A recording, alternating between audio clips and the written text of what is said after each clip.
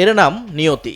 দুদিন আগে যা প্রতিপক্ষের সঙ্গে ঘটেছিল আজ তা ঘুরে এসে পড়ল নিজেদের উপর। হতভাগ্য সুইডেন প্রথম ম্যাচে 5-1 গোলে জয় পাওয়ার পরও গ্রুপ পর্ব থেকেই ছিটকে যাওয়ার শঙ্কায় সুইডিশরা, কারণ একই ব্যবধানে হারতে হয়েছে নেদারল্যান্ডসের বিপক্ষে।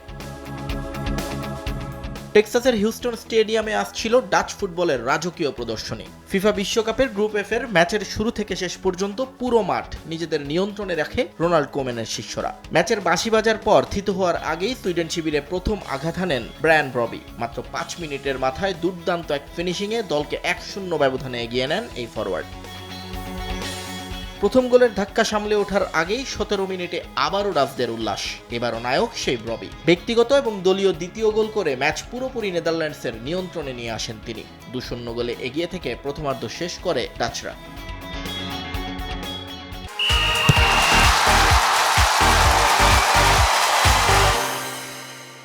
দ্বিতীয়ার্ধের শুরুটা ছিল আরও বিধ্বংসী। 47 মিনিটে কোডি গ্যাকপো দেখালেন কেন তাকে বর্তমান বিশ্বের সেরা উইঙ্গার বলা হয়। বক্সের বাইরে থেকে তার নিখুঁত শট সুইডিশ গোলরক্ষককে পরাস্ত করে জালে জড়ায়। এর ঠিক 7 মিনিট পর 54 মিনিটে আবারও গ্যাকপো ম্যাজিক, ব্যক্তিগত দ্বিতীয় গোল করে ব্যবধান 4-0-তে নিয়ে যান তিনি। 59 মিনিটে সুইডেনের অ্যান্থনি অ্যালেঙ্গা একটা গোল করে হারের ব্যবধান কিছুটা কমানোর চেষ্টা করেছিলেন, কিন্তু তা ছিল কেবলই সান্ত্বনা। ম্যাচের অন্তিম মুহূর্তে বদলি খেলোয়াড় ক্রিসেন্সিও সামারভিল পঞ্চম গোলটি করলে হিউস্টনের দর্শক গ্যালারিতে শুরু হয় কমলা উৎসব। 5-1 গোলের এই বিশাল জয় কেবল 3 পয়েন্ট নয়, গোল পার্থক্যেও ডাচদের এগিয়ে দিল অনেকটা।